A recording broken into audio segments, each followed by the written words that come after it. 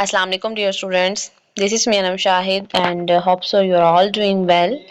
कैसे हैं आप सब? ठीक ठाक हैं? उम्मीद है आपको समझ आ रहे होंगे सारे लेक्चर्स जो प्रीवियसली हमने डिस्कस किए हैं। आज एक नई वीडियो, एक नया चैप्टर स्टार्ट करते हैं। आज का हमारा चैप्टर है बायोएनर्जेटिक्स, चैप्टर नंबर 7। पहले इसका कुछ इंट्रोडक्शन देखते हैं। अब यहाँ पे थोड़ा सा पीछे से ओवरव्यू दिया हुआ है उन्होंने कि chapter number 6 describe the structure of cells and chapter number 6 mention the role of enzymes in cellular function. Living cells exhibit the ceaseless chemical activities. Chapter number 4 में उन्होंने हमें सारे सेल के स्ट्रक्चर्स के बारे में बताया कि सेल के कौन कौन से स्ट्रक्चर्स हैं, कौन कौन से स्ट्रक्चर्स कौन कौन से फंक्शन परफॉर्म करते हैं, उनका क्या क्या रोल है सेल की फंक्शनैलिटीज में। चैप्टर नंबर 5 में हमने पढ़ा था उन सेल्स की रिप्रोडक्शन, न्यू सेल्स की formation.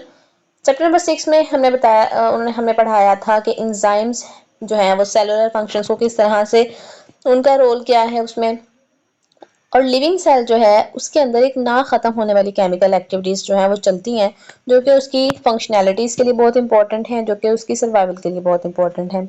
We studied that cells are like open system. हमने पढ़ा था कि सेल्स जो हैं वो एक ओपन सिस्टम है। मीन्स के substances are entering and leaving the cells all the time. जितने मतलब उसमें सब्सटेंसेस जो हैं वो एंटर और लीव जो है वो कंटिन्यूसली बेसिस पे करते रहते हैं। Inside cells substances are broken down and new substances are formed. Cells के अंदर बहुत सारे सेल्स की एनाबोलिज्म भी होती है, बहुत सारे सेल्स की कैटाबोलिज्म भी होती है, which we have discussed earlier. Energy drives all these processes in a cells. इन सब प्रोसेस के लिए जो है वो इन सब प्रोसेसेस के लिए एनर्जी चाहिए होती है, इन सब प्रोसेस को एनर्जी चलाती है। In living organisms energy exist in two forms. Living organisms में एनर्जी जो है वो 2 फॉर्म्स में पाई जाती है। Kinetic energy is actively involve in doing work. जो काइनेटिक एनर्जी है वो कोई भी काम करते वक्त एक्टिवली टेक पार्ट ले रही होती है उस चीज़ में, उस एक्टिविटी में। और potential energy stored for future use. जो एनर्जी जो है वो फ्यूचर यूज के लिए स्टोर की जाती है सेल में, उसे हम नाम देते हैं पोटेंशियल एनर्जी का। Potential energy is stored in the chemical bond and is released at kinetic energy when these bonds break.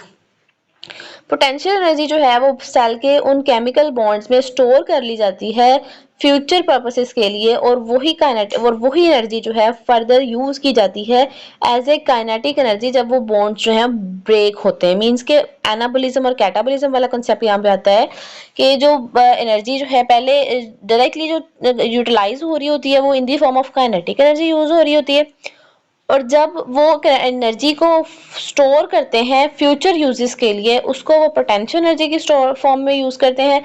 और वही पोटेंशियल एनर्जी जब कैटाबोलिज्म वर्कआउट करती है तो उसके नतीजे में जो एनर्जी हमारे पास रिलीज होती है वो अगेन काइनेटिक एनर्जी की फॉर्म में यूज होती है सेल्स की फंक्शनैलिटीज के लिए। आगे टॉपिक है bioenergetics and the role of ATP.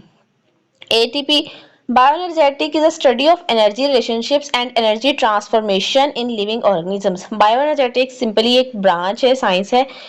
ये स्टडी है किस चीज की, एनर्जी के रिलेशनशिप्स और energy transformation in living organisms.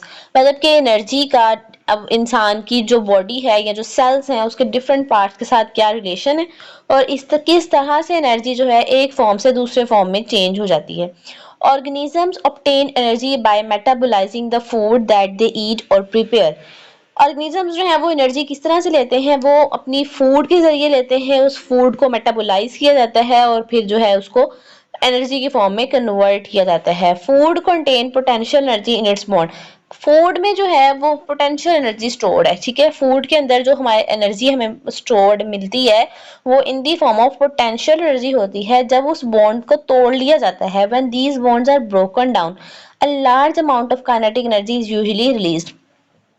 जब उन फूड्स को तोड़ लिया जाता है तो उनसे जो निकलने वाली एनर्जी है वो काइनेटिक एनर्जी, और उस काइनेटिक एनर्जी को जो है वो हम यूटिलाइज करते हैं। Some of this energy stored in the form of potential energy in the bonds of ATP. कुछ एनर्जी जो है वो स्टोर होती है पोटेंशियल एनर्जी की फॉर्म में, जिसे हम एटीपी भी कहते हैं molecule, while the rest escapes at heat, ठीक है। The potential energy stored in ATP is again transformed into kinetic energy to carry out the life activities. वो पोटेंशियल एनर्जी जो है एटीपी में जो स्टोर की जाती है उसको फर्दरली जब यूटिलाइज करना होता है जहां उसकी अकॉर्डिंग टू नीड उसको अगेन काइनेटिक एनर्जी में कन्वर्ट कर दिया जाता है, किस लिए, लाइफ की एक्टिविटीज को कैरी आउट करने के लिए। रिकॉलिंग है यहाँ पे कुछ points, plants and some microorganisms, photosynthetic bacteria and algae prepare their own food from carbon dioxide and water in the presence of light by a process called photosynthesis. बहुत सारे plants और fungi sorry algae and bacteria जो कि अपनी खुराक को खुद तैयार करते हैं by the aid of sunlight, तो उस प्रोसेस को हम कहते हैं photosynthesis, whereas the animals, fungi and many microorganism non कि नॉन फोटोसिंथेटिक होते हैं लाइक बैक्टीरिया एंड प्रोटोजोन्स, वो उनकी तैयार की हुई फूड को जो है वो यूटिलाइज करते हैं। अगला टॉपिक हमारे पास आता है oxidation reduction reaction. Various life processes in organisms involve constant flow of energy. This energy flow comprises the acquisition, transformation, and use of energy for the various purposes like growth, movement, reproduction, etc. मतलब कि life जो है ना organism की, उसमें constantly flow है energy का। Throughout the life energy utilise भी होती है, एनर्जी यूज भी होती है। तो एनर्जी जो है, दिस एनर्जी फ्लोज कंप्राइज, इसमें ये है कि एनर्जी, इस प्रोसेस में एनर्जी को यूटिलाइज भी किया जाता है, उसको एक्वायर किया जाता है, और डिफरेंट प्रोसेसेस जैसे कि ग्रोथ, मूवमेंट और रिप्रोडक्शन वगैरह में इसको यूज भी किया जाता है। For all life processes oxidation reduction reactions are the direct source of energy. मतलब कि सारी थ्रू आउट द लाइफ एक बेसिक रिएक्शन है जिसे हम ऑक्सीडेशन रिडक्शन रिएक्शन कहते हैं, जो कि एनर्जी का एक डायरेक्ट सोर्स है। Redox reaction involves change of electrons between atoms. Redox reaction में होता क्या है कि डिफरेंट एटम्स के दरमियान जो है इलेक्ट्रॉन्स की एक्सचेंज होती है। The loss of electron is called oxidation. मतलब जब कोई एटम जो है वो इलेक्ट्रॉन्स को लूज करता है तो इस प्रोसेस को हम कहते हैं ऑक्सीडेशन, और जब कोई एटम जो है इलेक्ट्रॉन्स को गेन करता है तो इस प्रोसेस को हम कहते हैं reduction. Electrons can be an energy source. Electrons जो है वो एक इटसेल्फ एनर्जी सोर्स है। It depends upon their location and arrangement in atoms. ये किस चीज, उनकी जो एनर्जी है वो डिपेंड करती है उनकी लोकेशन, ठीक है, मींस के शेल्स में, उन एटम्स के शेल्स में उनकी लोकेशन और उनकी arrangement. For example when they are present in oxygen, जब वो ऑक्सीजन के मॉलिक्यूल में प्रेजेंट होते हैं, they make the stable association with oxygen atom and they are not a good energy source।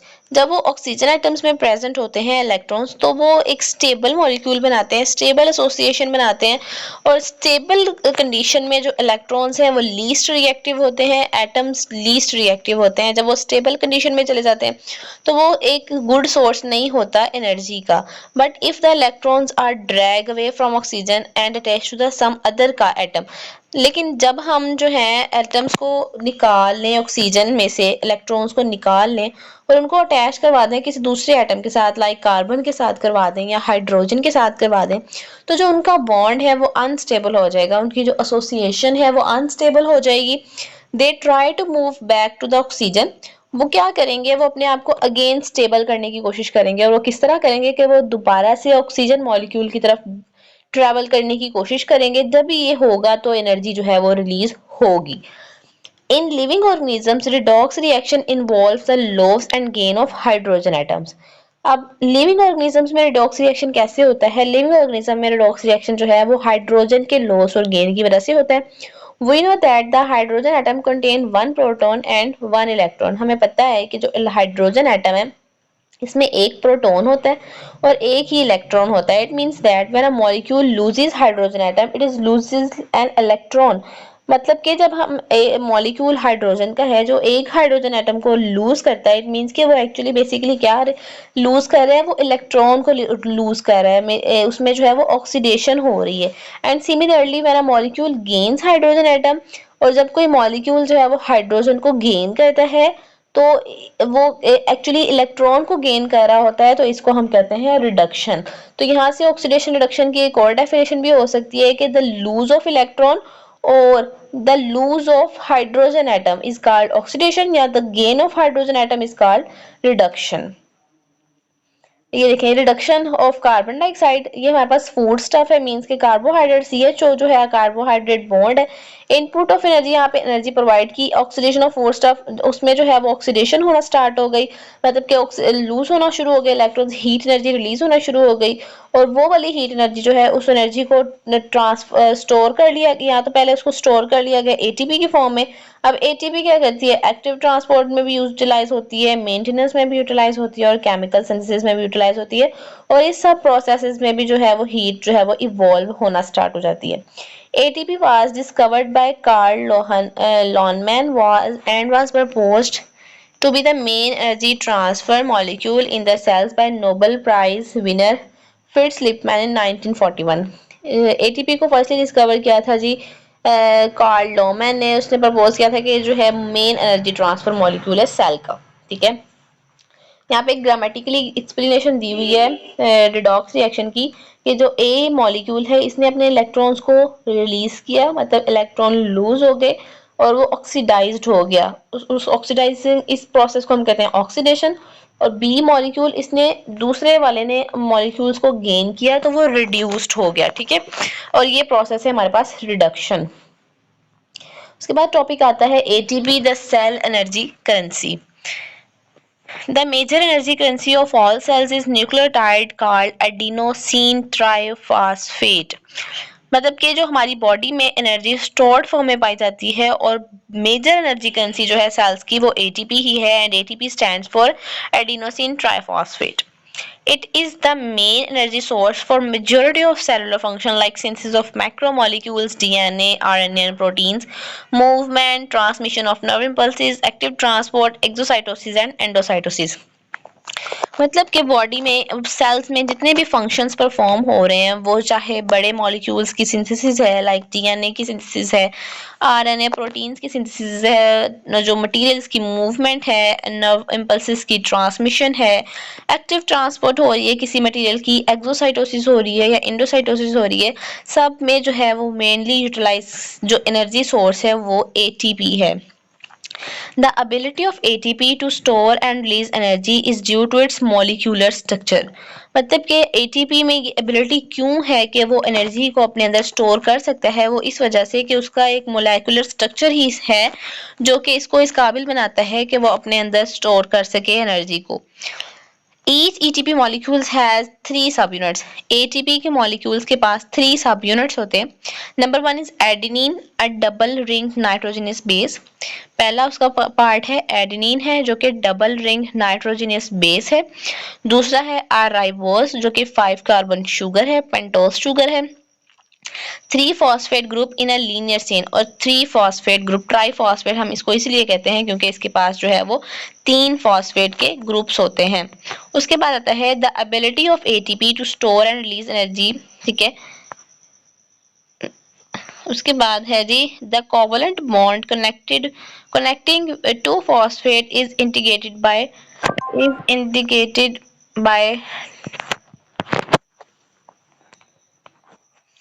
is indicated by the tidal and it is high energy bond। मतलब कि जो covalent bonding बनाई जाती है to phosphates के दरमियान इसको show करते हैं टाइल्ड से, और ये जो है ये हाई एनर्जी बॉन्ड है। The energy is in the bond is released and as it break an inorganic phosphate get separated from ATP. जैसे ही एनर्जी जो है इस बॉन्ड से रिलीज होती है तो इसका जो बॉन्ड है वो टूट जाता है और जो ये इनऑर्गेनिक फॉस्फेट है वो सेपरेट हो जाता है एटीपी से। The breaking of one phosphate bond releases about 7.3 kilo calories. मतलब कि 7300 कैलोरीज जो है वो रिलीज होती हैं जब एक फॉस्फेट का जो बॉन्ड है वो टूटता है per mole of ATP as followed. ठीक है, मतलब कि एक एटीपी जब वाटर जो है वाटर की हेल्प से अपना फॉस्फेट रिमूव करता है ट्राइफॉस्फेट से, वो डाइफॉस्फेट कंडीशन में जाता है तो जो है 7.3 किलो कैलोरीज पर मोल जो है वो यूटिलाइज्ड होते हैं, सॉरी एनर्जी जो है वो रिलीज होती है। उसके बाद आता है in common energy reactions only the outermost of two high energy bonds break. Common जो रिएक्शंस हैं उनमें क्या होता है कि जो हाई एनर्जी बॉन्ड्स होते हैं ना वही टूटते हैं, आउटर मोस्ट जो कि आउटर साइड पे जो बॉन्ड्स हैं और जो कि हाईली एनर्जेटिक होते हैं वही टूटते हैं। When this happen, ATP become ADP and one phosphate is released. In some cases, ADP is further broken down to AMP, adenosine monophosphate। मतलब कि जब डाइफॉस्फेट होता है और सम कंडीशंस ऐसी होती हैं कि वहां पे एक और फॉस्फेट का ग्रुप जो है वो उतर जाता है और वो डाइफॉस्फेट से ट्राइफॉस्फेट कंडीशन में कन्वर्ट हो जाता है, तब भी जो है वो एनर्जी जो है वो 7.3 किलो कैलोरीज ही रिलीज होती है। Cells constantly recycle ADP by recombining it with phosphate to form the ATP. Cells जो है वो रिसाइकल करते रहते हैं अपने एडीपी को, और वो जो है वो अपने उसके साथ फॉस्फेट ग्रुप्स को अटैच करवाते रहते हैं, उसको एटीपी में कन्वर्ट करवाते रहते हैं, फिर वो टूटता है, फिर एनर्जी रिलीज होती है, फिर वो टूटता है, फिर एनर्जी रिलीज होती है। ये इसी तरह से जो है एक पूरा साइकिल चलता रहता है, और जो एनर्जी जो है वो डिफरेंट पर्पसेस के लिए जो है वो जनरेट की जाती है। The synthesis of ATP from ADP and phosphate group requires the expenditure of the 7.3 kilocalories per mole। मतलब कि ATP को बनाना ADP से, मतलब ADP और फॉस्फेट को दोबारा जोड़ने के लिए भी जो एनर्जी चाहिए वो भी हमें चाहिए 7.3 kilo calories. This energy is obtain from the oxidation of food stuff. वो एनर्जी कैसे हमें मिलती है? वो एनर्जी जो फूड स्टफ हम खाते हैं उनकी ब्रेकडाउन से जो एनर्जी रिलीज होती है, उस एनर्जी को हम यूटिलाइज करते हैं एटीपी की फॉर्मेशन में। So we can summarize that ATP is generated by energy releasing processes and is broken down by energy consuming processes। इसका मतलब है कि एटीपी को जनरेट किया जाता है एनर्जी रिलीज वाले प्रोसेसेस में, ठीक है, जहाँ पे एनर्जी रिलीज होगी तो एटीपी जो है वो जनरेट होंगे, लेकिन इज ब्रोकन डाउन बाय, और एटीपी को जो है वो ब्रोकन तोड़ा कैसे जाता है, जहाँ पर एनर्जी जो है वो कंज्यूम होगी। In this way ATP transfer energy between the metabolic reaction. ये इसी तरह जो है वो एनर्जी ट्रांसफर होती रहती है मेटाबॉलिक reactions में। Because ATP play a central role as an energy currency in all living organisms, it must have appeared in the early history of life।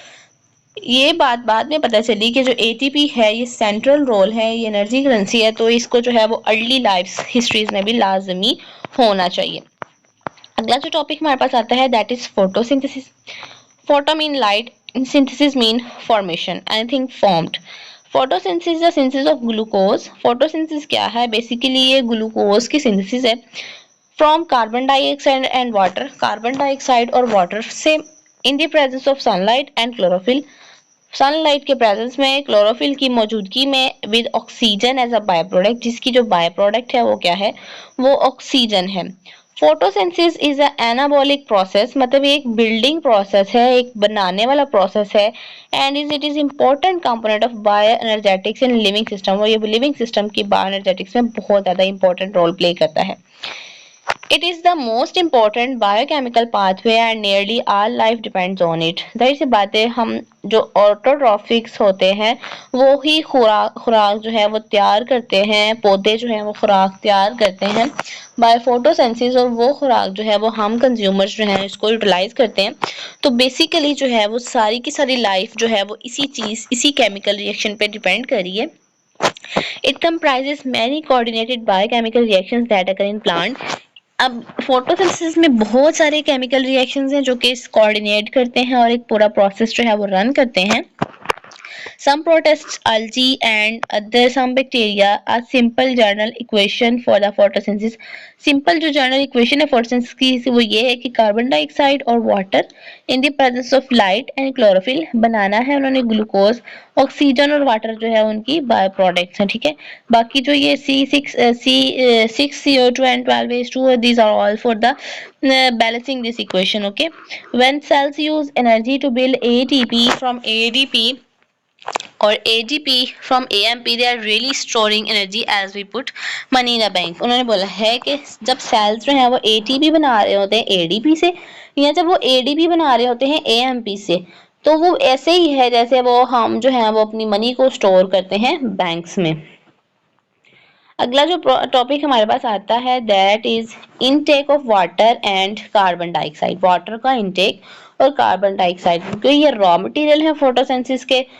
Water and carbon dioxide are the raw material of photosynthesis। Plants have mechanisms for the intake and transport of these raw material। Plants के पास जो है वो proper एक mechanism है इनको intake करने का, because इसके बगैर तो photosynthesis जो है वो exist नहीं कर सकती। इसीलिए जो है वो इस चीज को ये उनका एक raw material है जिसको वो uptake करने के लिए उनका पास एक proper mechanism है। Water present in soil is absorbed by roots and root hairs through osmosis। Watt roots पे ना, प्लांट्स की रूट्स पे एक छोटे छोटे से हेयर लाइक एक्सटेंशंस होती हैं जिन्हें हम रूट हेयर्स कहते हैं। वो रूट हेयर्स क्या करते हैं, वो रूट हेयर्स जो हैं वो प्लांट का एब्जॉर्बिंग जो एरिया है ना उसको ज्यादा बढ़ाते हैं, सरफेस एरिया जो है वो एब्जॉर्ब वाटर इनटेक का जो सरफेस एरिया उसको बढ़ाते हैं। तो जो वाटर प्रेजेंट है सॉइल में, जमीन में जो पानी मौजूद है वो एब्जॉर्ब होता है प्लांट में रूट्स और रूट्स हेयर की मदद से। कौन से प्रोसेस के जरिए? ऑस्मोसिस के जरिए। This water is eventually transported to leaves और जाइलम वेसल्स। अब वो वाटर जो है वो राइजोस्फीयर मतलब सॉइल से तो अब्सॉर्ब कर लिया है रूट्स ने। अब रूट्स से जो है वो पौधे के मतलब डाउन से लेके एरियल पार्ट्स तक जो वाटर लेके जाना है, एरियल पार्ट्स में स्टेम्स आती हैं, लीव्स आते हैं, डिफरेंट स्ट्रक्चर्स आते हैं प्लांट्स के। तो वो जो है पानी जो है दूसरे एरियल ब्रांचेस तक जाता है जाइलम वेसल्स के जरिए। The air that enters leaf through tiny pores reaches into the air spaces। अब ये तो हो गई वाटर की इनटेक जो कि उन्होंने सॉइल से जो है वो कर ली और रूट हेयर्स ने उनको एब्जॉर्ब किया। रूट हेयर्स की एब्जॉर्प्शन के बाद जाइलम वेसल्स जो है वो उनको एरियल ब्रांचेस तक ले गए। अब दूसरी इनटेक जो है वो आती है कार्बन डाइऑक्साइड की। कार्बन डाइऑक्साइड कैसे एंटर होती है? लीफ के जो स्ट्रक्चर्स पे ना छोटे छोटे पोर्स होते हैं, ठीक है, जो कि जिन्हें हम कहते हैं स्टोमेटा। जब एयर वहां पे आती है ना तो मीजोफिल सेल्स में जो है वो एयर स्पेसेस बने हुए होते हैं जो कि अराउंड द मीजोफिल सेल्स होते हैं जहां पे स्टोमेटा प्रेजेंट है।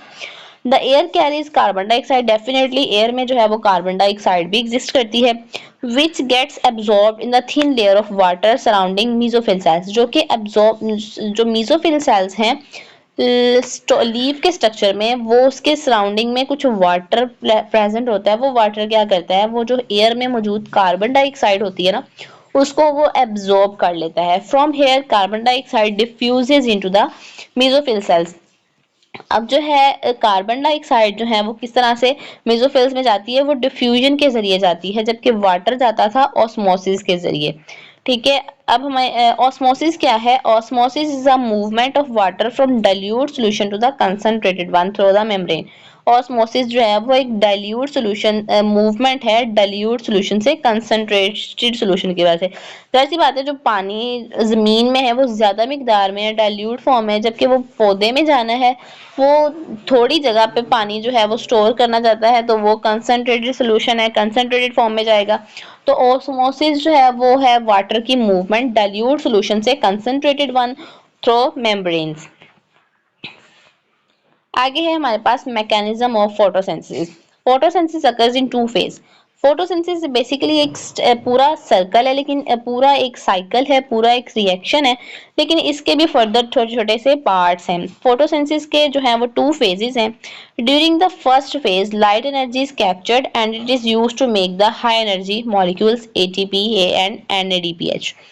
फर्स्ट स्टेप में क्या होता है कि लाइट एनर्जी को कैप्चर किया, लाइट एनर्जी जो है वो कैप्चर होती है और उसको यूज किया जाता है हाई एनर्जी मॉलिक्यूल्स जो कि एटीपी हैं और एनएडीपीएच को बनाने के लिए। These reactions which are known as light reaction, ये वाले रिएक्शन जो लाइट के प्रेजेंस में होते हैं, डे टाइम में होते हैं, इन्हें हम कहते हैं light reactions.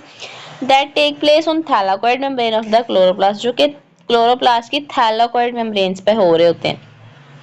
During the second phase, अब सेकेंड फेज में क्या है? Carbon dioxide is reduce to make the glucose. Second step में कार्बन डाइऑक्साइड को रिड्यूस किया जाता है ग्लूकोज बनाने में। In this phase the energy from high energy molecule is utilise. जो डे टाइम में लाइट रिएक्शन में एटीपी और एनएडीपीएच के मॉलिक्यूल्स बने हुए हैं उनको इस फेज में जो है वो यूटिलाइज कर लिया जाता है। Since these reactions do not use light directly, ये जो रिएक्शंस हैं ये लाइट को डायरेक्टली यूटिलाइज नहीं करते, they are known as dark reaction. इसी वजह से इन्हें जो है वो हम डार्क रिएक्शंस कहते हैं। The dark reaction take place in the stroma of the chloroplast. Dark reactions जो हैं वो स्ट्रोमा पे होते हैं और वो लाइट रिएक्शंस थैलाकोइड्स पे हो रहे थे और डार्क रिएक्शंस जो हैं वो स्ट्रोमा पे हो रहे हैं। Stomata covers only 1 to 2% of the leaf surface but they allow much air to pass through them. Stomata जो है वो लीफ के पूरे स्ट्रक्चर के मुकाबले में एज कम जो है वो 1 से 2% ही प्रेजेंट होते हैं, लेकिन जो है ये बहुत सारी एयर को अपने अंदर से पास आउट होने के लिए अलाउ करते हैं। अच्छा जी, ये हमारे पास एक प्रोसेस है। ये हमारे लाइट रिएक्शन और डार्क रिएक्शन का एक छोटी सी समरी है फोटोसिंथेसिस की। ये हमारे पास ये पूरा लीफ का एक स्ट्रक्चर है, ठीक है। और ये फर्स्ट स्टेप में जो लाइट रिएक्शन लिखा हुआ है थैलाकोइड पे हो रहा है। थैलाकोइड एक स्ट्रक्चर है लीफ का, ठीक है। इस पे लाइट एनर्जी पड़ती है, ठीक है। कार्बन डाइऑक्साइड की हेल्प से क्रोमोप्लास्ट पे ये रिएक्शन हो रहे हैं वाटर की प्रेजेंस में।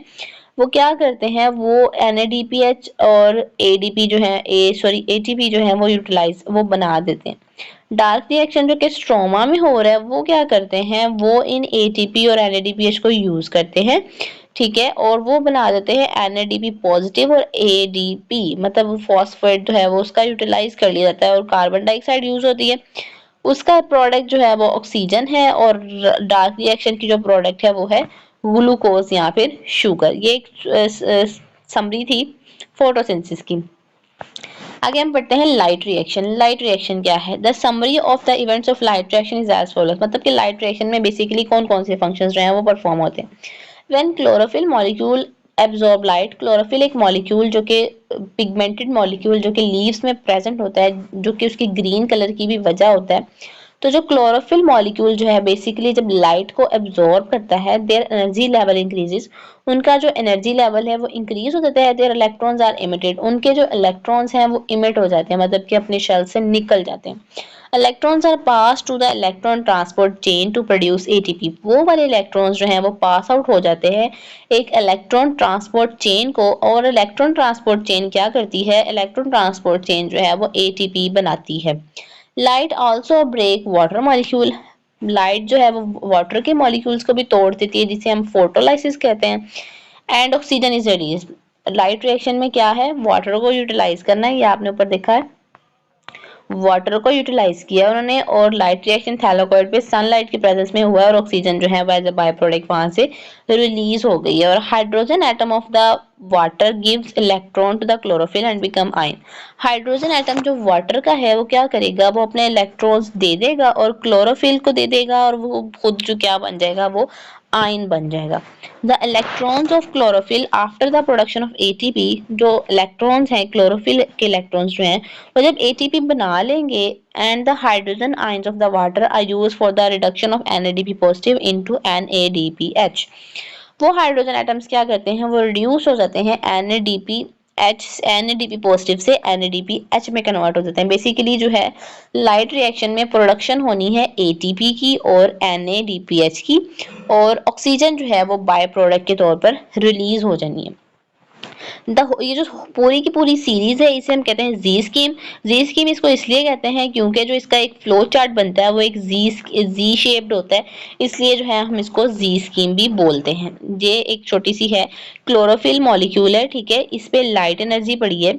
लाइट एनर्जी जब पड़ी है, वाटर की जो फोटोलाइसिस सबसे पहले होनी है, वाटर का मॉलिक्यूल जो है वो टूट जाना है, उसने अपना H पॉजिटिव करके खुद आयंस में कन्वर्ट हो जाना। इसके जो इलेक्ट्रॉन्स हैं वो एक्साइट कर जाएंगे, एक्साइट करने के बाद वो जो इलेक्ट्रॉन्स हैं एक इलेक्ट्रॉन ट्रांसपोर्ट चेन को ट्रांसफर होंगे। इलेक्ट्रॉन ट्रांसपोर्ट चेन जो है वो सिंथेसाइज करेगा ATP को।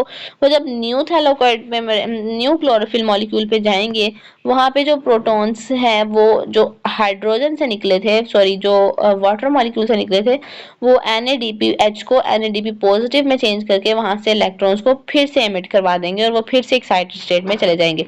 इस पूरे रिएक्शन, इसको हम लाइट रिएक्शन भी कहते हैं और जी स्कीम भी कहते हैं। और जी स्कीम इसको इसलिए कहते हैं कि इसकी जो एक अपीयरेंस है या जो इसकी एक फॉर्मेशन है वो जी अल्फाबेट की तरह होती है, इसलिए हम जो है हम इसको जी स्कीम भी कहते हैं।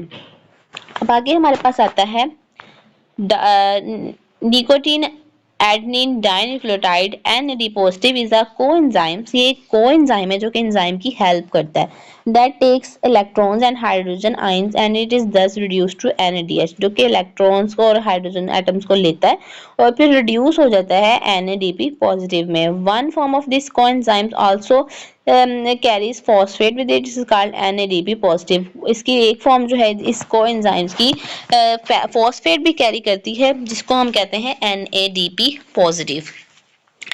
आगे हमारे पास आता है जी डार्क रिएक्शन। डार्क रिएक्शंस को हम कैल्विन साइकिल भी कहते हैं। The details of dark reactions were discovered by Melvin kelvin.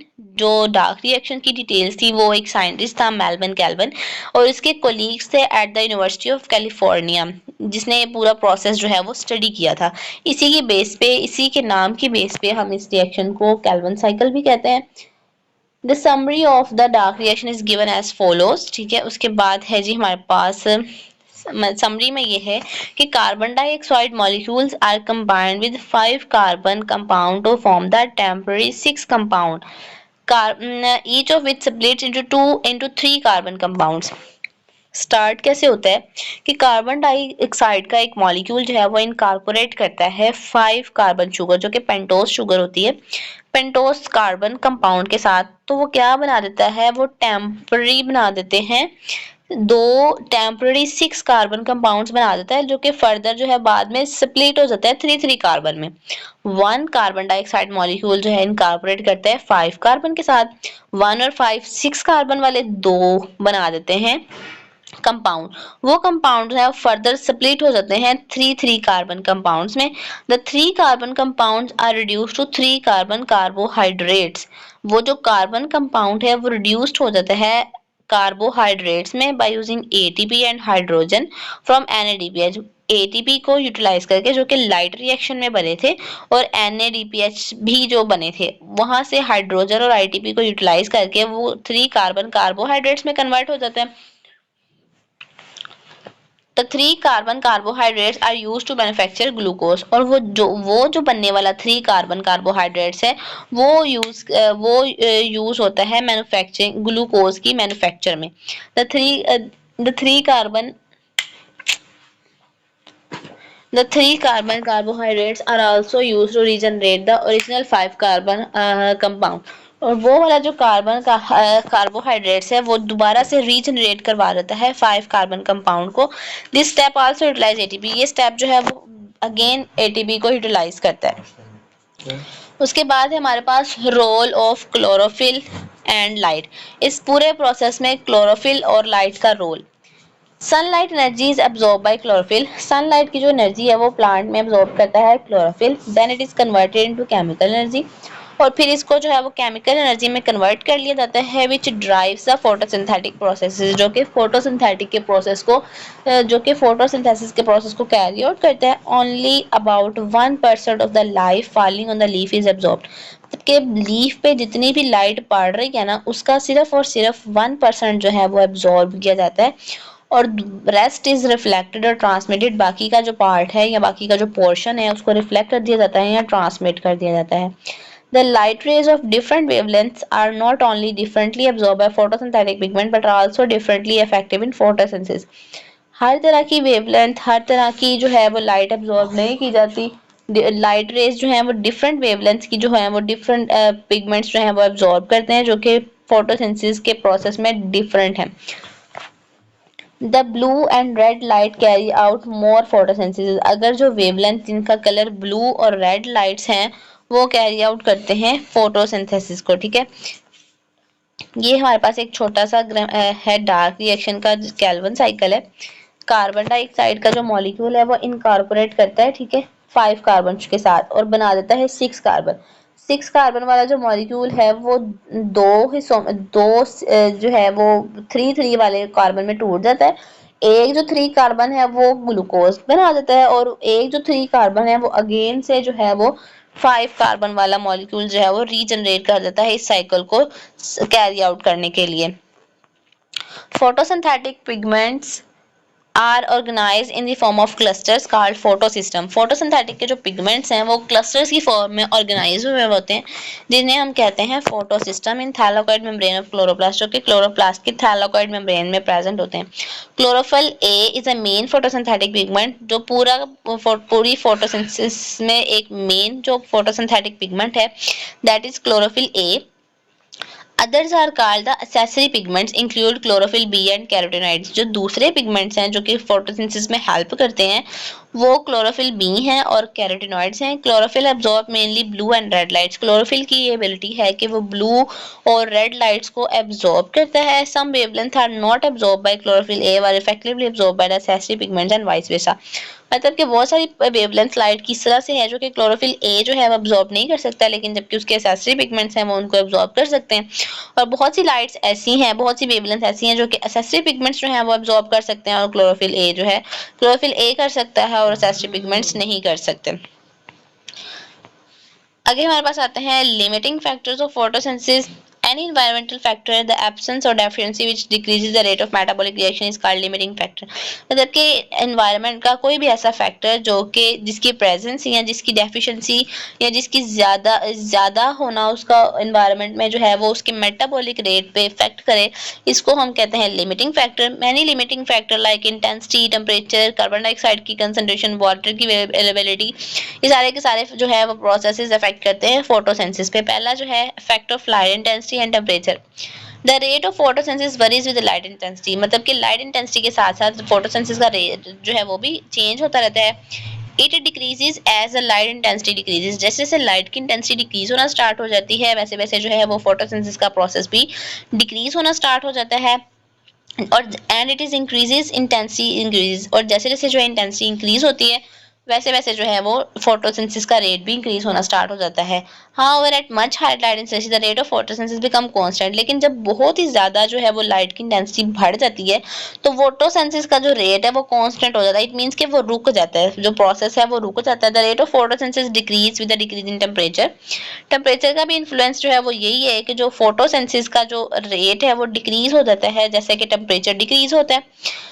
It increases as temperature is increased but over a limited range। वही बात कि टेम्परेचर को अगर हम कॉन्स्टेंटली बढ़ता ही जाएगा तो ये भी जो है वो फोटोसिंथेसिस के लिए एक एबनॉर्मल कंडीशन होगी। लेकिन अगर लिमिटेड रेंज में जो है वो टेम्परेचर इंक्रीज करता है तो वो इसके लिए बेनिफिशियल है। But if the light intensity is low increasing the temperature has little influence on the rate of photosynthesis. अगर लाइट की इंटेंसिटी लो है और फिर अगर टेम्परेचर जो है वो बढ़ रहा है तो फिर फोटोसिंथेसिस के रेट पे जो है वो कोई इतना खास फर्क नहीं पड़ेगा। लेकिन अगर लाइट इंटेंसिटी जो है वो भी बहुत ज्यादा है और फोटोसिंथेसिस का जो टेम्परेचर है वो भी हम बढ़ाते ही जा रहे हैं तो इसकी जो है वो उसके रेट पर जो है वो लाजमन फर्क पड़ेगा। उसके बाद है जी effect of carbon dioxide concentration. Carbon dioxide की कंसंट्रेशन पे क्या फर्क पड़ता है। As carbon dioxide concentration rises, जैसे जैसे कार्बन डाइऑक्साइड की जो कंसंट्रेशन है वो ज्यादा होती जाएगी the rate of photosynthesis goes on increases. क्योंकि कार्बन डाइऑक्साइड जो है वो as a raw material utilise होता है फोटोसिंथेसिस में। तो जैसे जैसे फोटोसिंथेसिस का रेट जो है वो इंक्रीज होता रहता है, जो कार्बन डाइऑक्साइड का जो रेट है वो इंक्रीज होता है वैसे वैसे जो है वो फोटोसिंथेसिस भी इंक्रीज होती है। लेकिन ये भी जो है until limited by other factors, जैसे कि डिफरेंट डिफरेंट जो एनवायरमेंटल फैक्टर्स हैं उसको लिमिट ना कर दें। Increase in carbon dioxide concentration beyond a certain level causes the closure of stomata. मतलब कि अगर बहुत ज़्यादा ही कंसंट्रेशन जो है वो कार्बन डाइऑक्साइड की ज़्यादा होना स्टार्ट हो जाएगी, सेल की डिमांड से ज़्यादा जो है वो कार्बन डाइऑक्साइड अगर अवेलेबल होगी तो जो प्लांट सेल्स हैं उनके स्टोमेटास जो हैं वो क्लोज होना स्टार्ट हो जाएंगे। और जब स्टोमेटास क्लोज हो जाएंगे तो फोटोसिंथेसिस का रेट जो है वो ऑटोमेटिकली जो है वो डिक्रीज होना स्टार्ट हो जाएगा। मतलब कि दोनों का वही बात है, टेम्परेचर और लाइट को भी अगर हम खास हद तक बढ़ाते जाएंगे, वैसे तो लाइट इंटेंसिटी के बढ़ने से भी जो है वो फोटोसिंथेसिस का रेट इंक्रीज होता है और टेम्परेचर के इंक्रीज करने से भी फोटोसिंथेसिस का जो रेट है वो इंक्रीज होता है। लेकिन जैसे जैसे लाइट जो है वो बहुत ज्यादा होती जाएगी और टेम्परेचर भी बहुत ज्यादा होता जाएगा तो जो फोटोसिंथेसिस का रेट है वो कांस्टेंट होना स्टार्ट हो जाएगा। और एक सर्टेन रेंज है, एक सर्टेन लिमिट है फोटोसिंथेसिस लाइट की भी और टेम्परेचर की भी कि तब तक जो है वो फोटोसिंथेसिस का रेट इंक्रीज होगा।